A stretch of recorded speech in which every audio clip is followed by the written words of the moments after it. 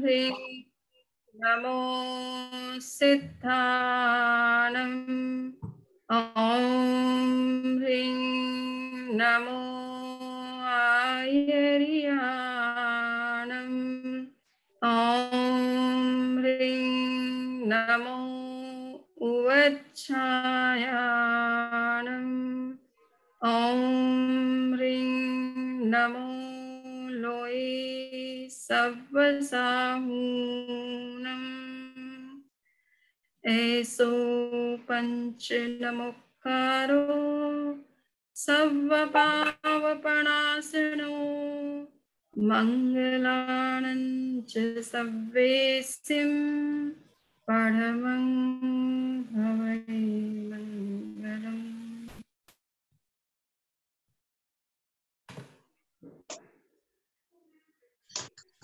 Bhandari sir से मेरी request है, अपना कोर्स और समृद्धि का दोनों का इंट्रोडक्शन अपने प्रेक्षकों को बताएं। इंट्रोडक्शन की तो जरूरत नहीं है, हो गया इंट्रोडक्शन। जस्ट कुछ और कहना है।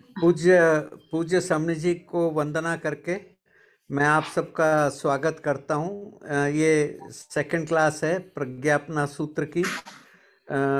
हम समृद्धि जी के बहुत आभारी हैं कि वो प्रज्ञापना सूत्र के ज्ञान को हम तक पहुंचाने के लिए उन्होंने ये डिस्कोर्स चालू किया है।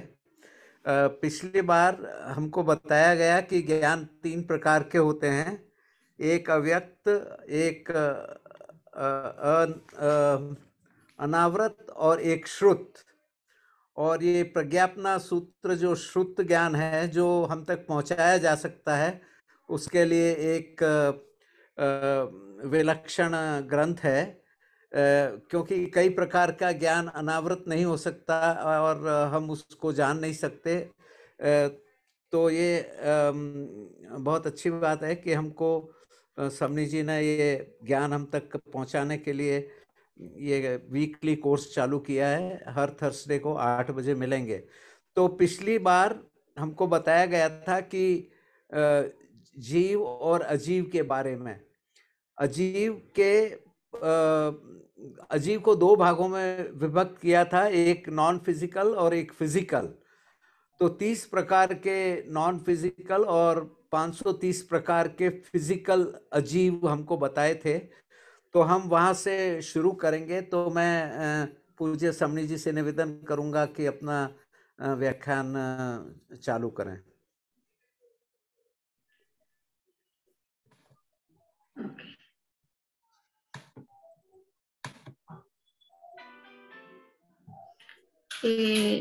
शेयर हो रहा है?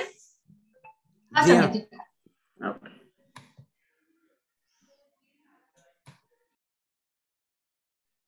तो हमने पिछली बार प्रज्ञापना सूत्र पर चर्चा शुरू की है और प्रज्ञापना सूत्र का प्रथम अध्याय, फर्स्ट चैप्टर, उसके ऊपर हम डिस्कशन कर रहे हैं। तो जैसा कि मैंने इसमें शुरुआत में टाइटल में लिख दिया कि this is a scripture which is dealing with transcendental science. तो कुछ चीजें ऐसी है जो ट्रांसेंडेंटल है, अभी वर्तमान मॉडर्न साइंस की अप्रोच से बाहर भी हो सकती है। सो उसी को हाइपोथेटिकली हमें सोचना है और उस पर वर्क करने की जरूरत है, जो अनटच एरिया है अभी साइंस के लिए और जैन आगमों में, जिसके ऊपर काफी विस्तार से विचार चिंतन किया गया है। तो ये चैप्टर 1 की बात हम कर रहे हैं और इस चैप्टर 1 में जीव और अजीव इन 2 तत्वों पर विचार किया गया है। तो जीव और अजीव 2 ही मूल विश्व के तत्व हैं। बेसिक एलिमेंट्स जो हैं लिविंग और नॉन लिविंग 2 ही तरह के हैं। उसमें से हम अजीव की बात कर रहे थे और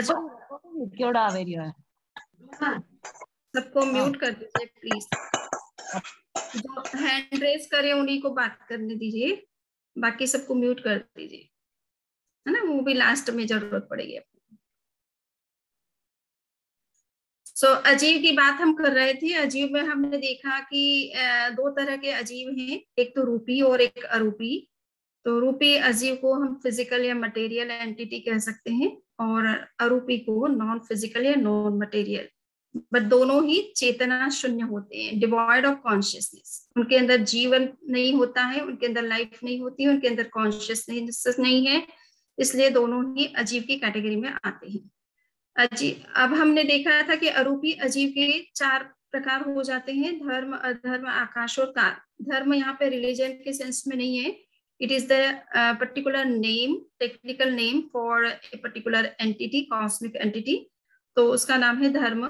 अधर्म इसी तरह से कोई नॉन रिलीजन नहीं है, इसका meaning it is the medium of motion, rest. तो अधर्म नाम दे दिया है शॉर्ट में, अधर्मास्तिकाय उसको फुल में उसे अधर्मास्तिकाय कहा जाता है। इसी तरह से धर्म को धर्मास्तिकाय कहा जाता है।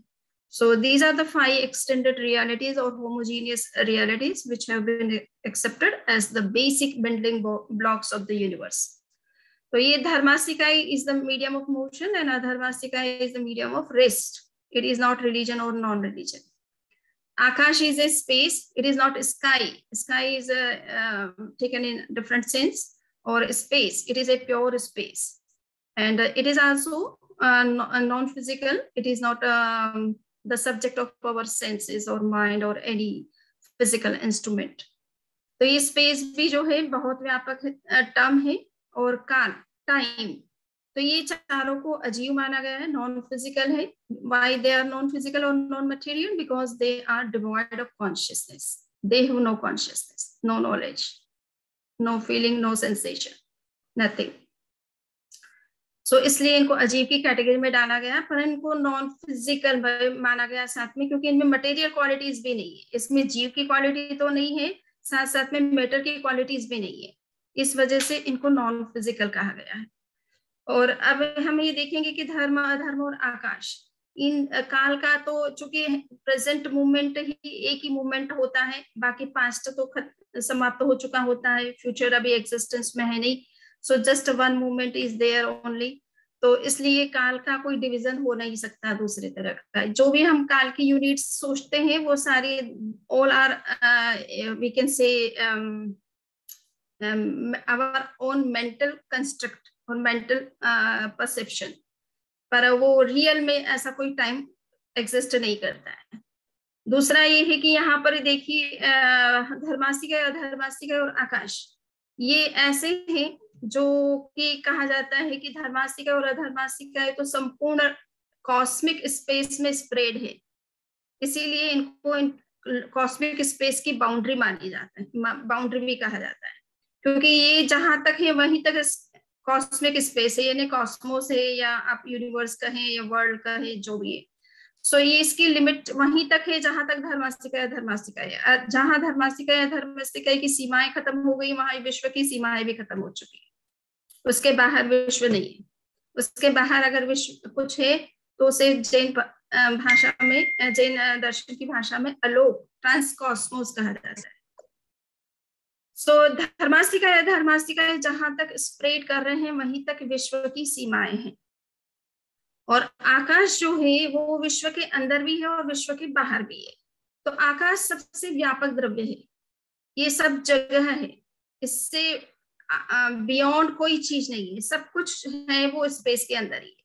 So space is everywhere, it is inside the space cosmic cosmos and also the outside of the cosmos। तो ये सबसे व्यापक तत्व है। काल जो है, काल को हम वैसे कहते हैं श्वेतांबर ट्रेडिशन के हिसाब से कि काल is not really existing independent of anything, ये सबसे जुड़ा हुआ है। ये काल एक प्रकार का डायमेंशन है जो स्पेस के साथ भी कनेक्टेड है, धर्म के साथ भी कनेक्टेड है, अधर्म के साथ भी कनेक्टेड है, जीव के साथ भी कनेक्टेड है, और मैटर के साथ भी कनेक्टेड है। सो ये इसका कोई इंडिपेंडेंट एग्जिस्टेंस रियल में नहीं है। So it is just a mode of all the other elements. धर्म और अधर्म और आकाश ये रियल में एग्जिस्ट करते हैं, और जब ये रियल में एग्जिस्ट करते हैं तो इसके विषय में प्रश्न होता है कि हम जो कुछ स्पेस को देख रहे हैं, या धर्म को देखते हैं या अधर्म को देखते हैं, देखने का मतलब यूज हो करते हैं, सो इसका हम कितना क्या हिस्सा यूज कर रहे हैं, कितना नहीं कर रहे हैं, तो उसके लिए फिर एक डिवीजन जो उसको कहते हैं इमेजिनरी डिवीजन है, that is also intellectual division, conceptual division and not actual division, क्योंकि ये द्रव्य कभी भी डिवाइड होते नहीं है। So you can not divide them actually. So whatever division you make, it is all your own mental construct or intellectual or conceptual. तो ये डिवीजन पॉसिबल है कि पूरे, अगर आप धर्म द्रव्य की बात कर रहे हो या अधर्म,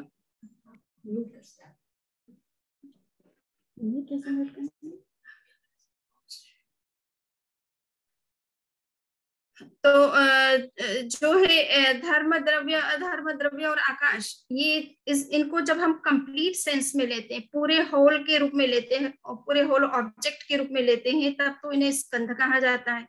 अगर इसके किसी पर्टिकुलर पार्ट की हम बात कर रहे हैं तो वो तो पार्ट एक्चुअल में तो अनडिवाइडेबल है, बट आप उसे एक इमेजिनरी या कहना चाहिए कंसेप्चुअली आप उस पार्ट की बात कर सकते हैं, तो वो देश कहलाता है। और उसके परमाणु जितना पार्ट जो कि अनडिवाइडेड है और इनसेपरेट है, कनेक्टेड है, उसको हम प्रदेश कहते हैं। तो जीव के लिए हमेशा परमाणु शब्द प्रयोग नहीं किया जाता है, धर्म द्रव्य के लिए भी परमाणु शब्द प्रयोग में नहीं लाया जाता है, अधर्म के लिए भी प्रयोग में नहीं लाया जाता है, और आकाश के लिए भी परमाणु शब्द प्रयोग में नहीं लाया जाता है जैन दर्शन की भाषा में, क्योंकि इनके कभी परमाणु होते ही नहीं है। ये हमेशा होमोजीनियस एंटिटी है, अखंड है, अनडिवाइडेबल है, इनसेपरेबल है, they are always as it is. तो आप कंसेप्चुअली इनका डिवीजन कर सकते हैं। और मैं आज इसीलिए थोड़ा सोच रही थी कि ये जो अलग अलग कंट्रीज हैं, अमेरिका हो, चाहे इंडिया हो, चाहे ऑस्ट्रेलिया हो, चाहे अफ्रीका हो, चाहे कोई कंट्रीज हो, हम उसको देश क्यों कहते हैं? तो देश का मतलब ये है कि हमने स्पेस तो सबकी सारी कंट्रीज का एक ही है, फिर हमने देश क्यों कह दिया? सो देश का मतलब है कि यहाँ अगर आज इस भाषा में हम सोचे तो देश एक प्रकार से स्पेस का हमने अपना कंसेप्चुअल डिवीजन कर लिया, लिमिट कर लिए। अमेरिका की अपनी सीमाएं स्पेस में कहाँ तक रहेगी, हमें इंडिया की सीमाएं कहाँ तक है, पाकिस्तान की कहाँ, अफगानिस्तान की कहाँ है। तो ये हमने स्पेस को अब कंसेप्चुअली डिवाइड किया है और उसको देश नाम दे दिया है। सो देश का मतलब है कि एक कंसेप्चुअल इंटेलेक्चुअल या डिवीजन है स्पेस का पर्टिकुलर कंट्री की सीमा के रूप में, but space in itself is indivisible, undividable. It is a homogeneous entity, unified entity. प्रदेश जो है वो एक प्रकार से एटम है, पर एटम की साइज में अगर आप कंसेप्चुअल डिवीजन किसी एलिमेंट का करें, इनका स्पेशली धर्मास्तिकाय का, धर्मास्तिकाय का, स्पेस का, तो आप एक कंसेप्चुअल डिवीजन एक एटम के रूप में भी कर सकते हैं। और वो इसलिए किया भी जाता है कि उनका मेजरमेंट देखा जाता है कि धर्मास्तिकाय का विस्तार कितना है यूनिवर्स में, कितना वो उसका वॉल्यूम क्या है। वॉल्यूम देखने के लिए प्रदेश को यूनिट बनाया जाता है। धर्म द्रव्य की मेजरमेंट को मापने के लिए जो है प्रदेश को यूनिट बनाया जाता है। इसी तरह से आकाश को मेजर करने के लिए प्रदेश को यूनिट बना करके मापा जाता है।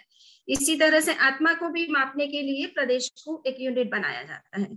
तो कहा जाता है कि धर्मास्तिकाय के असंख्य असंख्य प्रदेश हैं। इसी प्रकार से एक जीव के अपनी आत्मा के जो प्रदेश है वो असंख्य हैं, आकाश के प्रदेश अनंत हैं। तो इस तरह से इनका डिवीजन किया जाता है। और काल का जहां तक है कि काल का कोई प्रदेश नहीं है, अप्रदेशी भी कहा जाता है इसको, क्योंकि इसके कोई दूसरे पार्ट है ही नहीं। तो इसलिए प्रदेश जो कहना चाहिए कि प्रदेश टर्मिनोलॉजी भी जो है काल पर अप्लाई नहीं करती है, इसलिए काल को अप्रदेशी कहा जाता है, because it is a single unit and it has no other parts. तो जहां पार्ट्स होता है या डिवीजन पॉसिबल है, वहीं पर चाहे वो कंसेप्चुअल डिवीजन ही क्यों ना हो, वहीं पर प्रदेश और देश ये दोनों टर्मिनोलॉजी यूज में ली जाती है। अब बात ये है कि हम स्पेस और धर्मास्तिकाय, आकाश और काल, इन सबको 5 दृष्टियों से भी समझ सकते हैं। तो द्रव्य दृष्टि है, क्षेत्र दृष्टि है, काल दृष्टि है, भाव दृष्टि है और गुण की दृष्टि से। तो धर्मास्तिकाय को हम द्रव्य की दृष्टि से विचार करें कि वो द्रव्य के रूप में, यानी सब्सटेंस के रूप में कितने हैं इस यूनिवर्स में, कितने ऐसे द्रव्य हैं जिनको हम धर्मास्तिकाय कह सके। तो भगवती सूत्र का जो कहना है कि इस विश्व में एक ही है ये अपने आप में, it is only one of its kind. ये दूसरा कोई इस तरह का द्रव्य है ही नहीं इस विश्व में। इसीलिए धर्मास्तिकाय कॉस्मिक को एक्सटेंसिव माना जाता है। कॉस्मिक स्पेस का कोएक्सटेंसिव माना जाता है, यानी पूरी कॉस्मिक स्पेस में ये स्प्रेड किया हुआ है। और इसीलिए परमाणु एक कोने से दूसरे कोने without any other external medium can travel with the support of धर्मास्तिकाएं। तो ये धर्मास्तिकाएं जो है पूरे कॉस्मिक स्पेस में है, और ये अपने आप में एक यूनिटरी सब्सटेंस है, इसके जैसा और कोई द्रव्य संसार में नहीं है। क्षेत्र की दृष्टि से विचार किया गया कि धर्मास्तिकाएं कितना स्प्रेड किया हुआ है, तो भगवती सूत्र में कहा कि ये लोक प्रमाण है, यानी जितना बड़ा यूनिवर्स कॉस्मिक स्पेस है उतना बड़ा ये है, या ये कहना चाहिए अदर वे कि धर्मास्तिकाएं जितना स्प्रेड है उतना ही कॉस्मिक स्पेस है।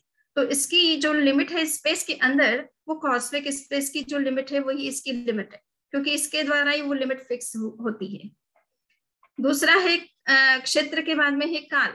काल की दृष्टि से देखा जाए तो ये धर्मास्तिकाएं कब ओरिजिनेट हुआ है या इसकी बिगिनिंग कब हुई है, ऐसा अगर हम सोचे तो आगमकारों का कहना है कि धर्मास्तिकाएं, यानी भगवान महावीर का कहना है कि धर्मास्तिकाएं शाश्वत द्रव्य है, ये हमेशा से है, ऐसा नहीं है कि किसी पर्टिकुलर टाइम में ये उत्पन्न हुआ है, ये हमेशा से ये शाश्वत द्रव्य है।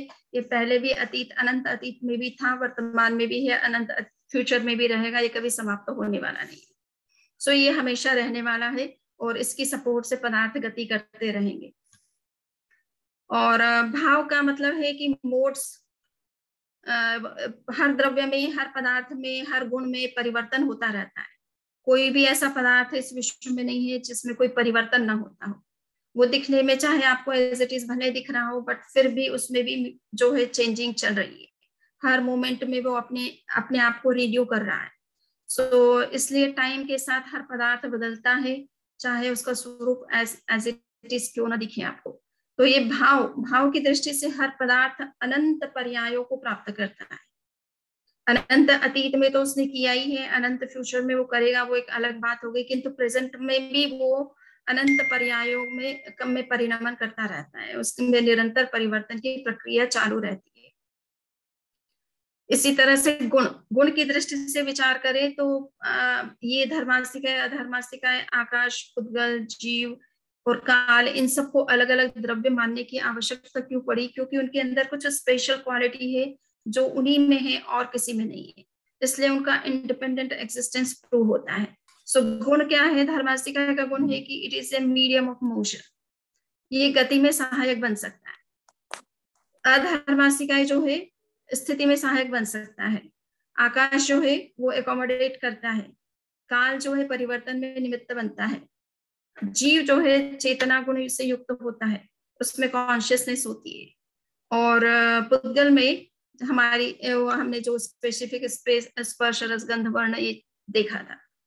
अब प्रश्न आता है कि चूंकि यहाँ पर हमने देखा कि अजीव के हमने जो अरूपी अजीव हैं उसमें धर्मास्तिकाएं, अधर्मास्तिकाएं और आकाश और काल, ये 4 द्रव्य हैं।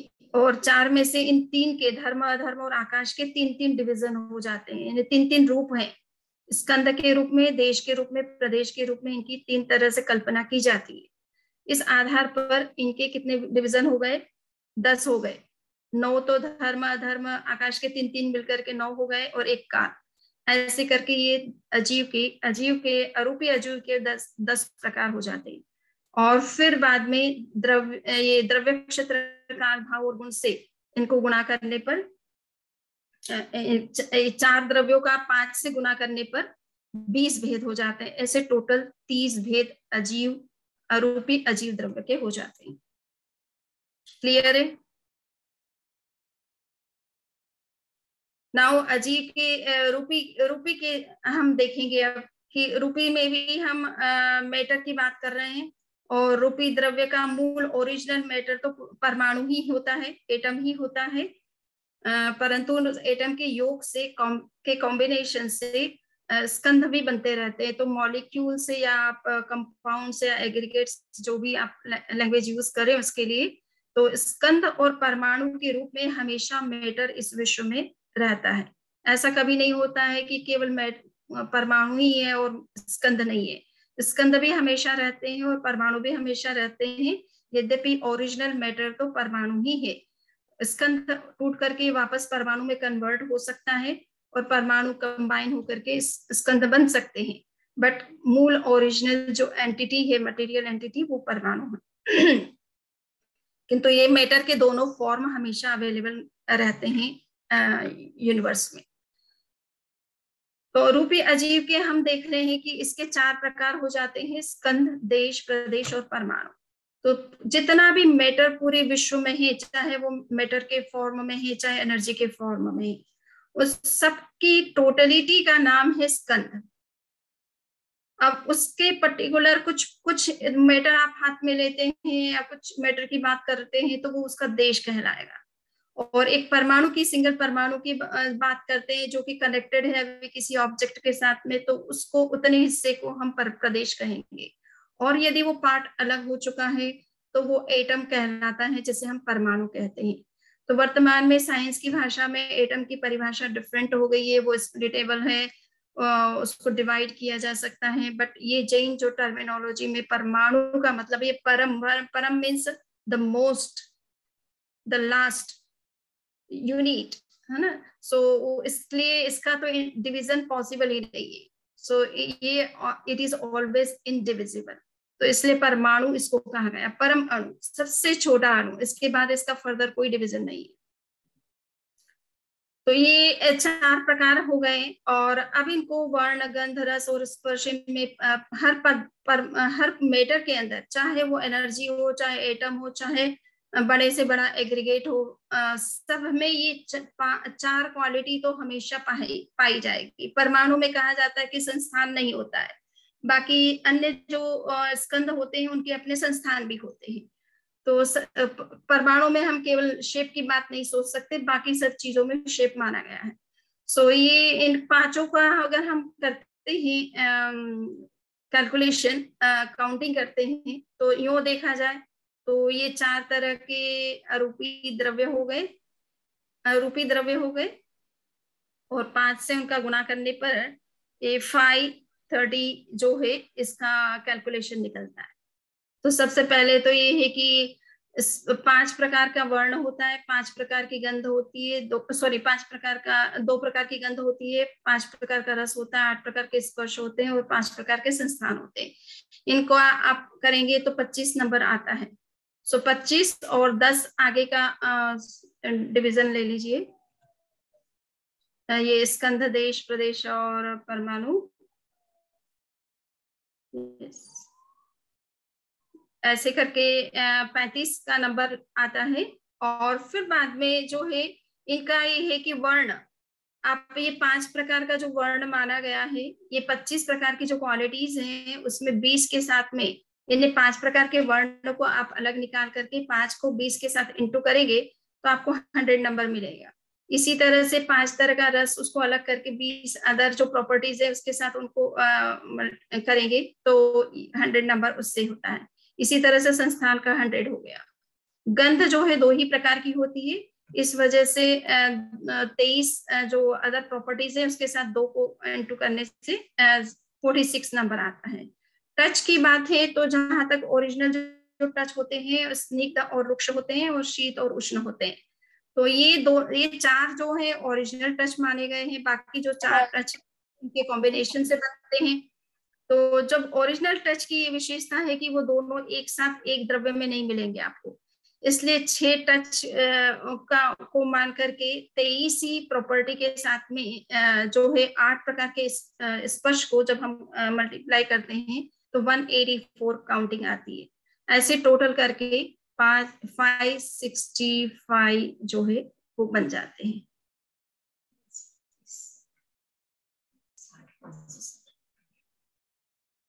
तो ओरिजिनल 35 है, उस 35 से 53 जो है मल्टीप्लिकेशन से होता है, तो टोटल नंबर जो है 565 हो जाता है। किसी के कोई प्रश्न है या मैं कंटिन्यू करूं? समृद्धि अभी आप कंटिन्यू कीजिए, क्वेश्चन आंसर अपने बाद में ले लेंगे। ओके, तो ये मैंने अजीव का कैलकुलेशन बताया है। अब हम आज के का मुख्य विषय हमारा है जीव तत्व के बारे में। तो जीव का क्या है ये हमें देखना है। तो जीव तत्व को कहा जाता है कि दो तरह के, इस विश्व में दो तरह के जीव तत्व हैं। एक संसार,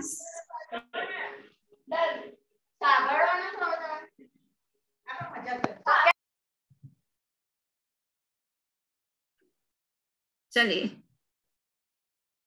तो जीव तत्व जो है वो दो तरह के हैं, संसारी और मुक्त जीव, जिनको संसार समापन्न जीव कहा जाता है और असंसार समापन्न जीव कहा जाता है। जिन्होंने जो अभी संसार में हैं और जो संसार से मुक्त हो चुके हैं। तो इसलिए वर्ल्डली सोल्स और लिबरेटेड सोल्स, ये दो तरह के सोल्स इस यूनिवर्स में हैं। जहां तक है कि संसार, ये जो असंसार समापन्न जीव जिन्हें कहा जाता है, जो मुक्त हो चुके हैं, शरीर से मुक्त हो चुके हैं, कर्मों से मुक्त हो चुके हैं, जन्म और मरण की परंपरा से मुक्त हो चुके हैं, ऐसे जीवों को जैन परंपरा में सिद्ध कहा जाता है। तो दे आर नोन एज सिद्ध। जो टेक्निकल उनके लिए शब्द मूल है वो है ओरिजिनल सिद्ध शब्द है, क्योंकि उन्होंने एकम्प्लिश कर लिया है जो कुछ अपने वर्ल्डली लाइफ के अंदर उनका जो हाईएस्ट गोल था उसे उन्होंने अचीव कर लिया, इसलिए उनको सिद्ध कहा जाता है। उन्हीं को परमात्मा कहा जाता है कि उनसे सुपर कोई आत्मा नहीं है। So they are very supreme souls, तो इसलिए परमात्मा भी उनको कहा जाता है। और गॉड की भाषा में दुनिया सोचती है तो उनको सुप्रीम गॉड कह सकते हैं। उनके जैसा कोई गॉड नहीं, उनसे ऊपर कोई गॉड नहीं। सो उस तरह के जो है स्टेट होती है उनकी। और उनके दो डिवीजन किए गए हैं शास्त्रों में कि सिद्ध आत्माएं भी दो प्रकार की मान सकते हैं आप, अनंतर और परंपर। अनंतर का मतलब होता है कि जस्ट लिबरेटेड, अभी जस्ट उनको एक ही मूवमेंट ही हुआ है, एक से दूसरा मूवमेंट भी नहीं हुआ है उनको लिबरेट हुए, ऐसी आत्माओं को अनंतर की कैटेगरी में डाला जाता है। एक से अधिक मूवमेंट हो चुका है जिनको, कुछ लोगों को कुछ को हजारों वर्ष हो गए, करोड़ों वर्ष हो गए, लाखों वर्ष हो गए। तो ऐसे ही सभी जो जितने भी मुक्त आत्माएं हैं जिनका टाइम एक मूवमेंट से ज्यादा का है, वो सब परंपर की कैटेगरी में आते हैं। तो उनका तो कोई नंबर फिक्स कर नहीं सकते, क्योंकि अनंत अब तक आत्माएं सिद्ध हो चुकी है, अनंत सिद्ध हो चुकी है, इसलिए उन सभी को हम परंपर सिद्ध में मानेंगे। अभी वर्तमान में कोई, वर्तमान क्षण में, प्रेजेंट मोमेंट में अभी कोई लिबरेट हो रहा है, उसी को अनंतर की कैटेगरी में ले सकते हैं, बाकी सब परंपर की कैटेगरी में आते हैं और उनका नंबर तो इनफाइनाइट है। अनंतर का जो है वो 15 प्रकार से डिवीजन किया जाता है। जो अभी जस्ट इस वर्तमान जीवन को छोड़ करके मुक्त हो रहे हैं, तो वर्तमान जिस जीवन में उनका जो स्वरूप रहा था उसके आधार पर उनका डिवीजन किया गया है। मुक्त होने के बाद सभी आत्माओं में समान रूप से पोटेंशियल जो है फुल्ली डेवलप्ड होता है, इसलिए उनमें कोई, उनकी प्योरिटी में कोई फर्क नहीं है, उनके डेवलपमेंट में कोई फर्क नहीं है। किंतु वो जब लिबरेट हुए थे तो वो किस स्टेट में थे उस समय, उस स्टेट के आधार पर उनका डिवीजन किया गया है। तो जैसे सपोज किसी को कोई मुक्त हुआ है और वो मुक्त हुआ तब कि जब भगवान तीर्थंकरों ने अपने धर्म का प्रतिपादन किया और धर्म संघ की उन्होंने रिलीजियस जो कांग्रेगेशन है उन्होंने वो क्रिएट कर दिया, उसके बाद जो मुक्त होता है उसे तीर्थ सिद्ध कहा जाता है। यानी उनके धर्म को फॉलो करते हुए कोई भी व्यक्ति अगर मुक्त हो रहा है तो उसे तीर्थ सिद्ध कहा जाता है। जो तीर्थंकरों की अनुपस्थिति में और उनका धर्म जब पूरी तरह से लोगों के दिमाग से निकल जाता है, और उस स्थिति में भी जरूरी नहीं कि उनका धर्म ही यहाँ एनी टाइम चल रहा हो, तो कुछ लोग उनकी उस धर्म की एब्सेंस में भी सिद्ध होते रहते हैं, तो वो अतीर्थ सिद्ध कहलाते हैं। वो कोई उस समय किसी तीर्थंकरों के द्वारा बताए हुए किसी धर्म का पालन नहीं कर रहे हैं, वो अपनी तरीके से अपनी इनर प्योरिटी से लिबरेट हो रहे हैं, सो वो अतीर्थ सिद्ध कहलाते हैं। तीर्थंकर सिद्ध, जो तीर्थंकर बन करके जो सिद्ध होते हैं वो तीर्थंकर सिद्ध की कैटेगरी में आते हैं। जो तीर्थंकर के रूप में नहीं और किसी रूप में सिद्ध होते हैं तो वो अतीर्थंकर सिद्ध कहलाते हैं। स्वयंभू सिद्ध होते हैं, स्वयंभू सिद्ध का मतलब है कि स्वयं सेल्फ अवेकनिंग जिसके अंदर होती है, सेल्फ एनलाइटेंड पीपल जो होते हैं उनको स्वयंभू सिद्ध कहते हैं। जो सेल्फ एनलाइटन नहीं, बट कोई जीवन में ऐसी घटना हो जाती है, उससे इनको इंस्पिरेशन मिलता है कि no, we have to give up this worldly life and go to the path of spirituality. तो वो किसी इंसिडेंट से, जैसे कि बुद्ध का जीवन है, बुद्ध ने जो है वो बीमार व्यक्ति को देखा, मृत को देखा और बूढ़े को देखा, तो उसके आधार पर उनके अंदर में हुआ कि मुझे अध्यात्म के मार्ग पे चलना है। सो इस तरह की कोई इंसिडेंट लाइफ में हो जाता है, उसको देख करके अगर कुछ व्यक्ति मोक्ष मार्ग पर आते हैं और मुक्त होते हैं, तो वो प्रत्येक बुद्ध की कैटेगरी में आते हैं। बुद्ध बोधित का मतलब है कि या तो तीर्थंकरों के उपदेश से सीधे प्रेरणा प्राप्त करके कोई जागृत हो जाता है और मुक्त होता है, तो वो बुद्ध बोधित की कैटेगरी में आता है, या किसी भी आचार्य साधु संतों किसी की भी प्रेरणा से मोक्ष मार्ग पर आता है, तो उसको बुद्ध बोधित सिद्ध कहते हैं। स्त्रीलिंग सिद्ध है, यानी स्त्री भी सिद्ध हो सकती है। सो जैन धर्म में दो परंपराएं हैं, दिगंबर और श्वेतांबर। दिगंबर ऐसा मानते हैं कि स्त्री सिद्ध नहीं हो सकती। इसका मतलब मेरा ये है कि वो स्त्री को है इसलिए नहीं, बल्कि उनका एम्फेसिस है कि अपरिग्रह व्रत का पालन उनकी स्त्री से पूरी तरह से नहीं हो सकता है, इस वजह से वो मुक्त नहीं हो सकती है। दूसरा वो एक रीजन देते हैं कि उसमें वज्र ऋषभ नाराज जो संघनन मुक्ति के लिए चाहिए, वो स्त्री के में नहीं होता है। तो ऐसी बात नहीं है। श्वेतांबर परंपरा के हिसाब से तीर्थंकर मल्लिनाथ जो 19वें तीर्थंकर हुए हैं, वो स्त्री भी थे, उनके पास वज्र ऋषभ नाराज संघनन भी था, और इसलिए स्त्री होने से या परिग्रह कपड़ा रहने से उनकी बॉडी पर वो मुक्त नहीं हो सकते, ऐसी बात नहीं है। मूल मुक्ति का संदर्भ है रागद्वेष मुक्ति से, कषाय मुक्ति से। अगर आप कषाय से मुक्त हो चुके हैं, रागद्वेष मुक्त हो चुके हैं, तो आपकी मुक्ति में कोई बाधा नहीं है। आपके शरीर पर कपड़ा है या आप हाथी के घोड़े पर भी क्यों नहीं बैठे हुए हो, आपकी मुक्ति हो सकती है। सो श्वेतांबर परंपरा इसलिए स्त्री मुक्ति का सिद्धांत को मानती है, और हजारों स्त्रियां जो है मुक्त हो चुकी है, और उसका इतिहास में आगमों में उल्लेख भी है। सो इसलिए स्त्रीलिंग स्त्री होने से मुक्ति नहीं है, ऐसा नहीं है ना। वो दिगंबर का भी मेरी दृष्टि में वैसा मान्यता नहीं होनी चाहिए कि कोई स्त्री होने से उनका है कि वो परिग्रह का, न्यूडिटी का पालन नहीं कर सकती है, चूंकि उनका एम्फेसिस उस न्यूडिटी के ऊपर है। सो एनी हाउ जो भी है उनका रीजन, बट श्वेतांबर परंपरा का जो कहना है वो ये है कि स्त्री सिद्ध होती है, और तीर्थंकर मल्लिनाथ स्त्री थे। भगवान ऋषभ की माता मरुदेवा स्त्री थी, वो तो हाथी के घोड़े पर बैठी हुई थी और मुक्त हो गई। वो तो उन्होंने कोई धर्म कर्म कुछ किया ही नहीं था, जस्ट अपनी इनर प्योरिटी से वो चले गए। सो कहने का मतलब है कि मूल में तो हमारी आंतरिक शुद्धि चाहिए, पवित्रता चाहिए। पुरुष लिंग सिद्ध, पुरुष भी सिद्ध हो सकता है। नापुंसक लिंग सिद्ध, नपुंसक भी सिद्ध हो सकते हैं। जो पुरुष और स्त्री दोनों नहीं है वो भी सिद्ध हो सकते हैं। स्वलिंग सिद्ध, स्वलिंग का मतलब जैन साधु के रूप में आप साधना करके भी सिद्ध हो सकते हैं। अन्य लिंग दूसरे धर्म संप्रदायों में भी रह करके अगर कोई इस तरह की शुद्ध स्थिति को प्राप्त करता है तो वो भी मुक्त हो सकता है।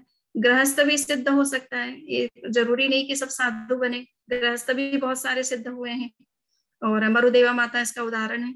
एक सिद्ध अकेले भी सिद्ध हो सकते हो, और अनेक लोगों के साथ भी आप सिद्ध हो सकते हो। यानी यहाँ तो आप फ्रेंड सर्कल बनाते ही हो, मोक्ष में जाते समय भी आपका फ्रेंड सर्कल हो सकता है। आप 108 पीपल के साथ मुक्त हो सकते हो, मैक्सिमम नंबर 108 है।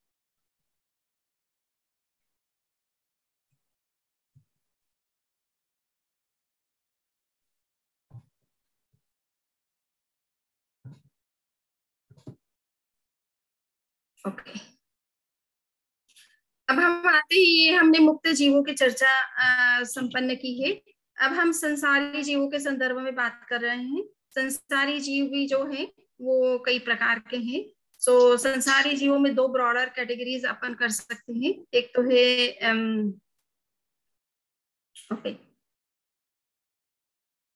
ओके हाँ, सो दो है, एक त्रस और एक स्थावर।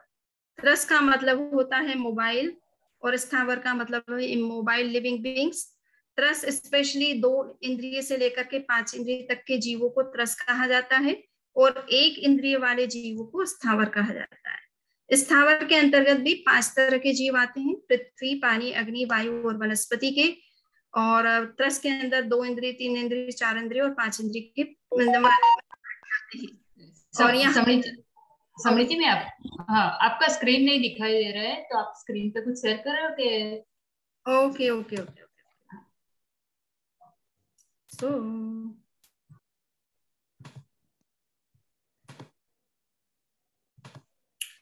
आप दिख रहा है? दिख रहा है? हाँ समृति। ओके, चलिए, तो हम बात कर रहे हैं संसारी जीवों के बारे में। मुक्त जीवों की चर्चा हमने फिनिश की है, अब हम संसारी जीवों की बात कर रहे हैं। तो संसार में दो तरह के जीव हैं, त्रस और स्थावर। त्रस जो है वो 4 तरह के होते हैं, 2 इंद्रिय वाले, 3 इंद्रिय वाले, 4 इंद्रिय वाले और 5 इंद्रिय वाले। स्थावर जो है वो हमेशा 1 इंद्रिय वाले ही होते हैं, और ये इमोबाइल होते हैं, ये अपनी इच्छा से कहीं आ जा नहीं सकते, चल नहीं सकते हैं। यद्यपि पानी बहता हुआ दिखता है, अग्नि ऊपर बढ़ती हुई दिखाई देती है, और वायु चलती हुई दिखती है, किंतु ये अपनी इच्छा से नहीं चल रही है। इनका फिजिकल ऐसा स्ट्रक्चर है बॉडी का, इस कारण से आपको ये चलते हुए दिख रहे हैं। बट अगर इनके साथ में मान लीजिए पानी को आप चूल्हे पर चढ़ा देते हैं, तो पानी जो है वो चूल्हे बर्तन से निकाल करके भाग नहीं सकता है कि मारी मैं खत्म हो जाऊंगा अग्नि से। तो वो इस तरह से अपनी इच्छा पूर्वक कहीं कुछ गति नहीं कर सकते। इस वजह से उनको, उनका मनुष्य कितना दुरुपयोग भी करता है, कितनी हिंसा करता है, वो कुछ भी नहीं कर सकते, क्योंकि उनकी स्थिति ऐसी है शरीर की, न वो रिएक्ट कर सकते हैं, न वो अपना बचाव कर सकते हैं। तो ये स्थावर वन सेंस जो लिविंग बींग्स होते हैं, ये सब इमोबाइल होते हैं, ये अपनी इच्छा से इधर उधर कहीं चल नहीं सकते हैं, अपना कोई बचाव नहीं कर सकते हैं, और इसलिए मनुष्य इनका बहुत ही मिसयूज भी करता है। द्विंद्रिय, त्रिंद्रिय, चतुरेंद्रिय, पंचेंद्रिय में भी, पंचेंद्रिय प्राणियों में हमें तिर्यंच भी आते हैं, मतलब एनिमल्स भी, पक्षी भी आते हैं, और मनुष्य भी होते हैं, और भी दूसरे तरह के पंचेंद्रिय प्राणी होते हैं, हम उसकी चर्चा बाद में करेंगे।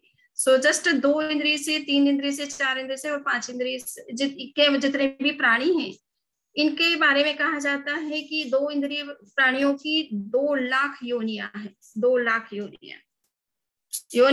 योनिस का मतलब होता है बर्थ प्लेसेस, ठीक है ना। तो वो बर्थ प्लेसेस जरूरी नहीं हो कि वो सचित्त हो, यानी उसमें लाइफ हो किसी तरह का। विदाउट लाइफ वाले बर्थ प्लेसेस में भी ये जीव उत्पन्न होते हैं।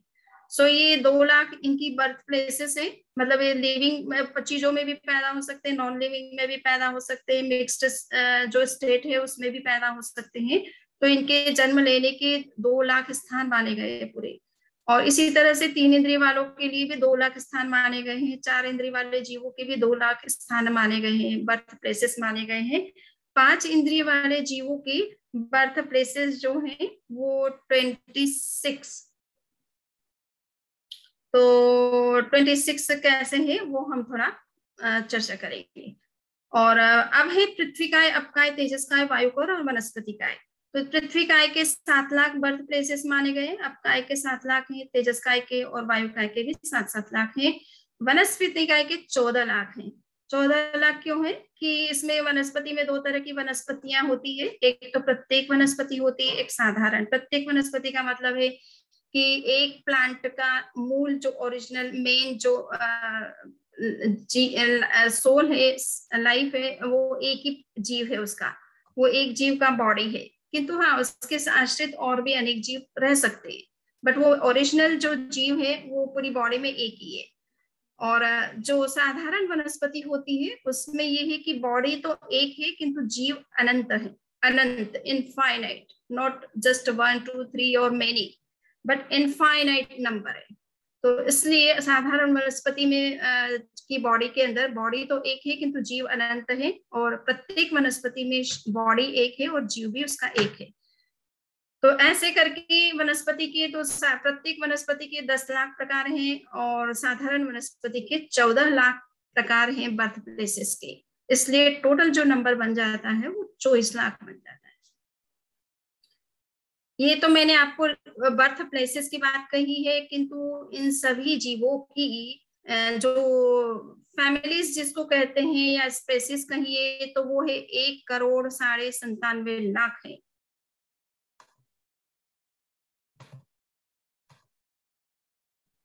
एक 1,97,97 लाख, ठीक है।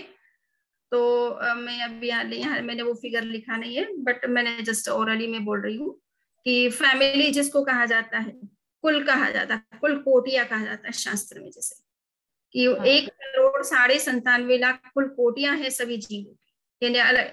तो कुल बर्थ प्लेस और कुल कोटि में क्या फर्क पड़ता है?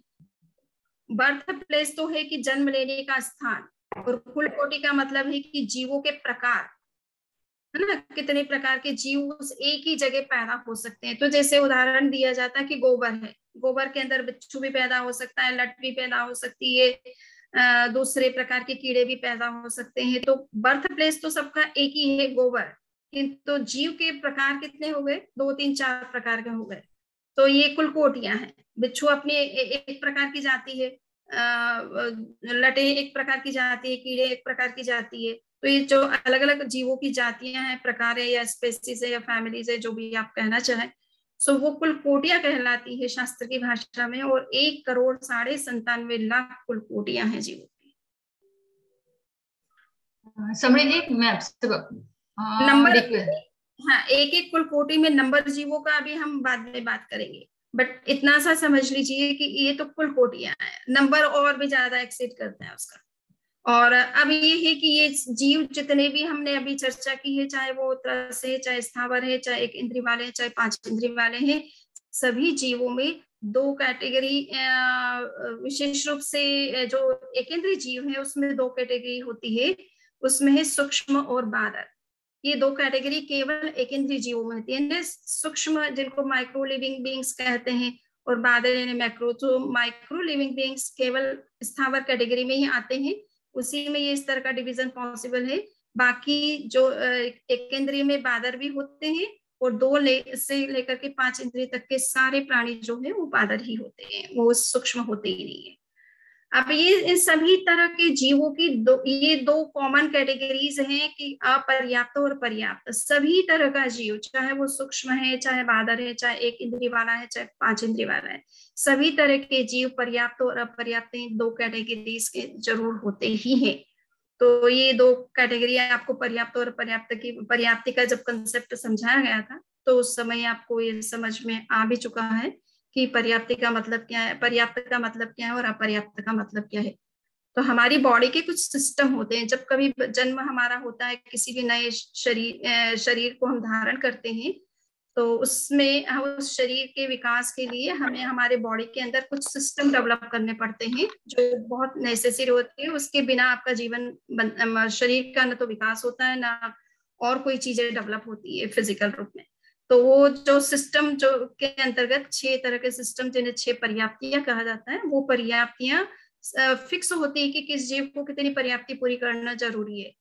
तो जो कम से कम हर जीव को 4 पर्याप्तियां तो पूर्ण करनी ही होती है। 1 इंद्रिय जीव हो उसको 4 पर्याप्ति पूर्ण करना होता है। 2 इंद्रिय से लेकर के 4 इंद्रिय और तक के जीवों को 5 पर्याप्ति पूर्ण करना होता है, और पंचेंद्रिय जीव को 6 पर्याप्ति पूर्ण करना होता है। तो जिन्होंने इस तरह का, जिसको जितना पर्याप्ति पूर्ण करना होता है, कंप्लीट करना होता है, वो अगर वो कंप्लीट कर लेता है तो वो पर्याप्त की कैटेगरी में आता है। और वो अगर इनकम्प्लीट रह जाती है और उसके पहले, उसके बाद उस और डेथ हो जाती है उसकी, तो वो अपर्याप्त की कैटेगरी में आता है। तो कहने का मतलब है कि सभी तरह के जीवों की स्टेज बनती रहती है कि कभी कभी वो अपना लाइफ पूरा मतलब डेवलप किए बिना ही उसकी डेथ हो जाती है, और कुछ लोग होते हैं कि जो पूरा लाइफ जीते हैं।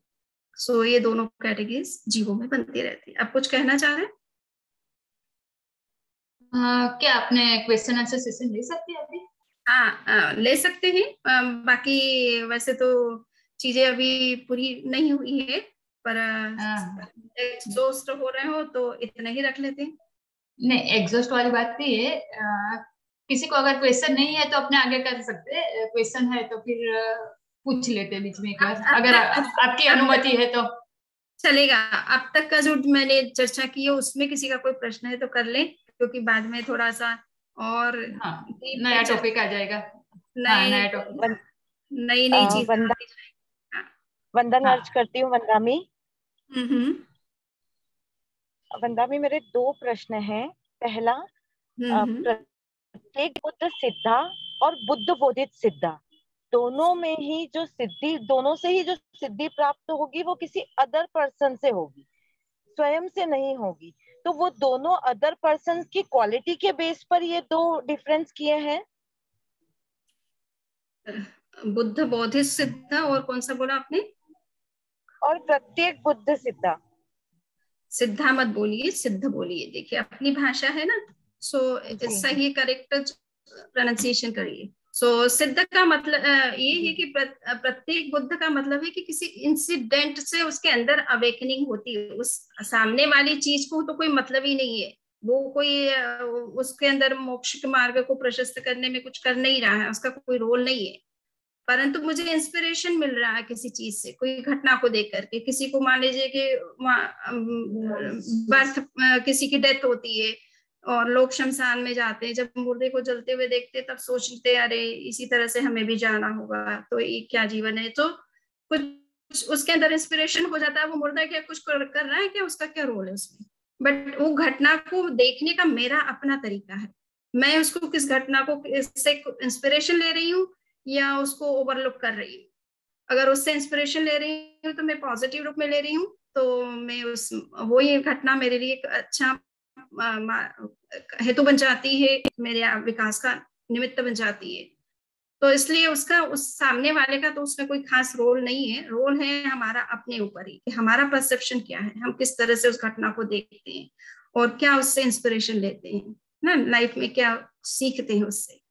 और दूसरा है कि बुद्ध बोधित का भी तो हम प्रवचन, अब हम साधु साध्वी समनी जी जितने भी आचार्य होते हैं, इतने करोड़ हजारों लाखों करोड़ों लोगों को प्रवचन देते हैं। अब जागने वाला तो कोई एक आदि जागता है मुश्किल से, वो भी जाग जाए तो बड़ी बात होती है कि वो मोक्ष पे चला है। सो उनका उनका काम है, वो तो अपना न्यूट्रल उपदेश देते हैं। उनके उपदेश से कोई उसको पॉजिटिव रूप में भी लेता है, कुछ लोग नेगेटिव भी ले लेते हैं। तो ये सब ये हुआ कि सब कुछ अपने ऊपर डिपेंड करता है, अपने ऊपर डिपेंड करता है। उनका प्रवचन आपको इंस्पायर कर सकता है। इसका मतलब ये हुआ कि प्रत्येक बुद्ध सिद्ध में कोई इवेंट होता है, कुछ इंसिडेंट होता है तो हम होता है, और बुद्ध बोधित में वर्ड्स ही हमारे आएंगे, तो कोई वर्ड्स हमारे सुनने में आएंगे तो हम कोई ऐसी फीलिंग आती है सिद्ध की। वो कोई व्यक्ति अपने को इंस्पायर कर, इसमें व्यक्ति इंस्पायर करता है, उसमें कोई घटना इंस्पायर करती है, बस इतना ही थोड़ा सा डिफरेंस है। अच्छा वंदा में दूसरा प्रश्न मेरा ये है, हम जो बोलते हैं 18,24,120 प्रकारे, ये जीव, ये 18,24,120 प्रकार योनि का है या जीव का ही है? जो 2 लाख बेंद्री 2 लाख तेंद्री जो है उनका टोटलिंग जो है, तो वो योनि ही है या वो जीव के ही प्रकार के? बेंद्रीय जीव 2 लाख के हैं, तेंद्रीय जीव 2 लाख के प्रकार के हैं। ये सब योनियों के प्रकार है, योनियों की। ठीक है ना, जो अपन 7 लाख पृथ्वी का है, 7 लाख का, ये 18,000 कौन सा फिगर कहाँ पे लिखा हुआ है? प्रतिक्रमण में बोलने में आता है, जब हम पाठी बोलते हैं तो 18,24,120 प्रकार है तस्मिच्छामि दुक्कडम।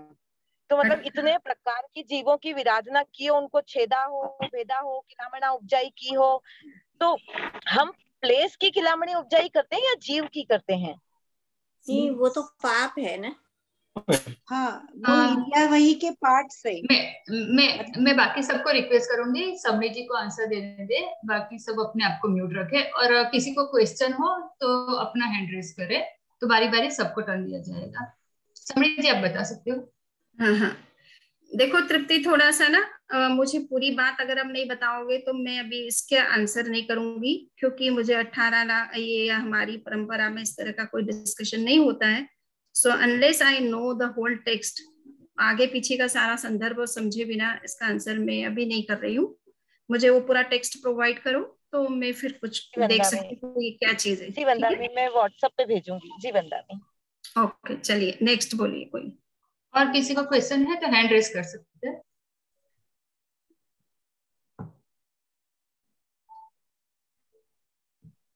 समृद्धि जी अभी तो किसी का हैंड रेज नहीं हुआ है, तो लगता है कि आपने काफी अच्छे से एक्सप्लेन किया है, तो आपका कुछ ये सारे नॉन फैक्ट्स हैं, दाल रोटी है जैन परंपरा में। सही बात है। तो आप आगे लेना चाहो तो 5-7 मिनट अपने पास है, 5 मिनट जैसा। तो आप ओके, तो अब मुझे ये बताइए कि टाइम का लिमिट क्या है आपकी? अपने 9 बजे खत्म, मतलब ये पूरा सेशन कंप्लीट करना है। तो आप अभी 3-4 मिनट जितना ले लीजिए, फिर भंडारी साहब उसको मतलब तो बाद में तो 3-4 मिनट में चलेगा या फिर भंडारी जी बोल दें? नहीं, 3-4 मिनट अगर आप कुछ कोई टॉपिक अच्छे से एक्सप्लेन करना चाहो तो ले सकते हो, फिर भंडारी जी सबको अपने चलिए, तो अब ऐसा है कि हमारे टॉपिक तो फिर पूरा लंबा चलेगा, ऐसा है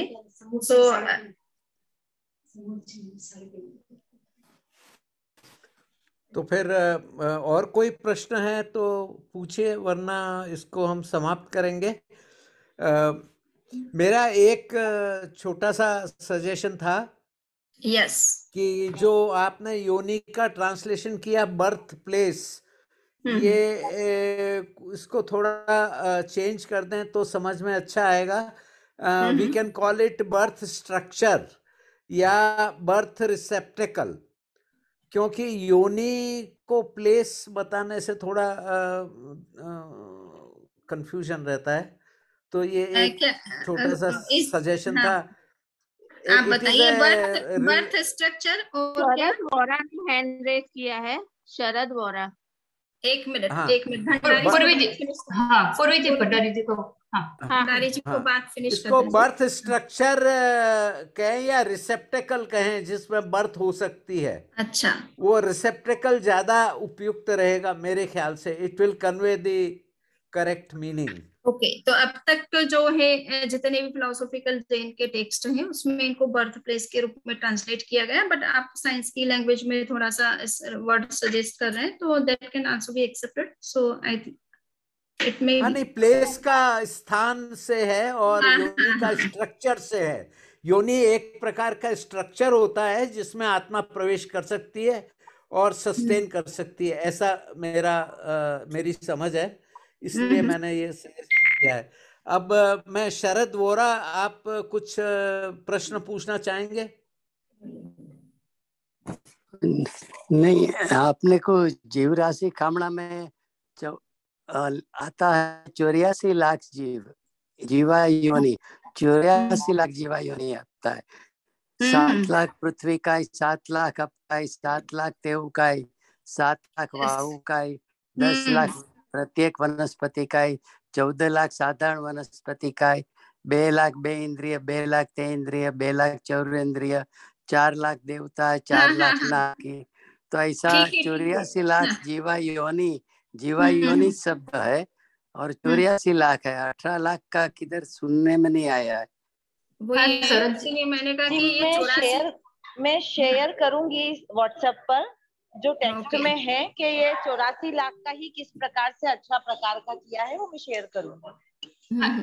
वो पूरा एक्सप्लेनेशन चाहिएगा ना, तभी पता चलेगा उससे कि 84 लाख तो कॉमन है। हाँ, चलिए आगे किसी का कोई प्रश्न है?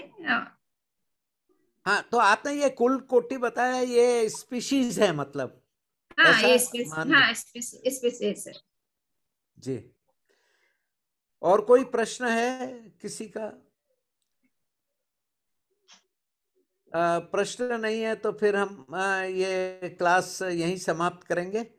और मैं आप सब लोगों की ओर से पूज्य समणी जी का बहुत बहुत आभार प्रकट करूंगा कि उन्होंने ये इंफॉर्मेशन बहुत ऑथेंटिक रूप से हमको दी है, और हम इस पर आगे चर्चा नेक्स्ट थर्सडे को चालू रखेंगे।